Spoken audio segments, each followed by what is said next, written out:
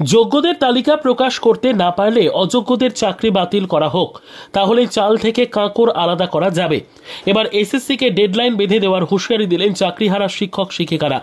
শিক্ষামন্ত্রী আশ্বাস দিয়েছিলেন, কিন্তু যোগ্যদের তালিকা প্রকাশ করল এসএসসি। তাতেই ধৈর্যের বাঁধ ভাঙে আন্দোলনকারীদের।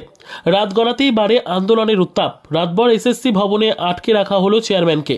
এই পরিস্থিতিতে শিক্ষামন্ত্রী বলেন, যারা যোগ্য বঞ্চিত শিক্ষক সময় মতোই বেতন পাবেন। দ্রুত রিভিউ পিটিশন করবে রাজ্য সরকার। অন্যদিকে অভিজিৎ গাঙ্গুলি তিনি জানাচ্ছেন, সুপ্রিম কোর্টের অর্ডারে রয়েছে, তাতে কোথাও লেখা নেই যে যোগ্য অযোগ্যদের তালিকা প্রকাশ করা যাবে না। শিক্ষক শিক্ষিকাদের ন্যায্য দাবি এসএসসি চাইলেই তালিকা প্রকাশ করতে পারে। ব্রাত্যর বার্তা, যারা যোগ্য বঞ্চিত শিক্ষক সময় মতোই বেতন পাবেন। দ্রুত রিভিউ পিটিশন করবে রাজ্য সরকার। তার আগে জলঘোলা করার ব্যাপার নেই। আইনজ্ঞদের অনুমতি না মেলাতেই তালিকা প্রকাশিত হয়নি।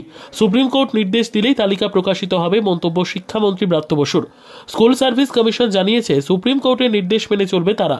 এ ব্যাপারে অবস্থান স্পষ্ট করে দেওয়া হয়েছে। অন্যদিকে চাকরিহারা তাদের স্পষ্ট বার্তা, তালিকা যতক্ষণ প্রকাশিত হয় তারা ততক্ষণই এসএসসি ভবনের সামনে অবস্থান বিক্ষোভ করবেন।